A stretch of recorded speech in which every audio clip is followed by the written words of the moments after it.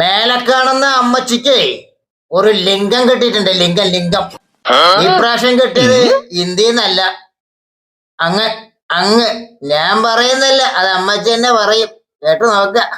പർവ്വതനിരയുടെ മുകളിൽ പാറയിൽ കൊത്തിയെടുത്ത രീതിയിലുള്ള ഒരു ക്ഷേത്രത്തിന്റെ അവശിഷ്ടം റിയാദിനടുത്തുള്ള ഇന്ത്യയിലുള്ള മുസ്ലിം പള്ളികളുടെ അടിയെല്ലാം കഴിഞ്ഞു. ഇപ്പോ റിയാദിലെത്തിയ അമ്മച്ചി.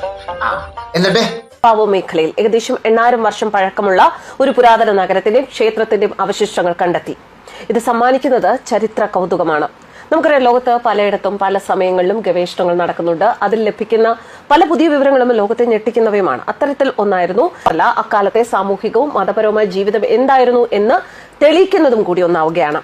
ഖനനത്തിനിടെ തുവൈക്ക് പർവ്വതനിരയുടെ മുകളിൽ ആർക്കും കിട്ടാത്ത വാർത്ത, BBC-ക്ക് പോലും ഇല്ലാത്ത വലിയ നെറ്റ്വർക്കാണ് കർമ്മ നെറ്റ്വർക്ക് എന്ന് പറയുന്നത്.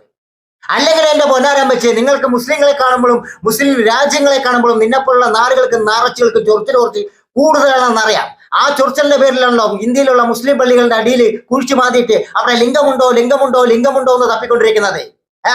ഇതേ ചാണകക്കുഴി അങ്ങ് ഗൾഫ് രാജ്യങ്ങളിൽ പോയി കുഴിക്കാൻ നിന്നാലേ നെഞ്ചിൽ ഓട്ട വീഴും. ഓട്ട അങ്ങ് ചെല്ലേ, ലിംഗം തപ്പിക്കൊണ്ട് ചെല്ലേ, ലെഞ്ചിന്റെ അകത്ത് ഓട്ട വീഴും. പിന്നെ ആ ഓട്ടക്കകത്ത് കയറിയിട്ട് അമ്മച്ചിന്റെ നെഞ്ചിൽ വീണ ഓട്ടക്കകത്ത് കയറിയിട്ട് തപ്പേണ്ടി വരും ലിംഗമുണ്ടോന്ന്. കേട്ടാ, സംഗതി ഗൾഫാ.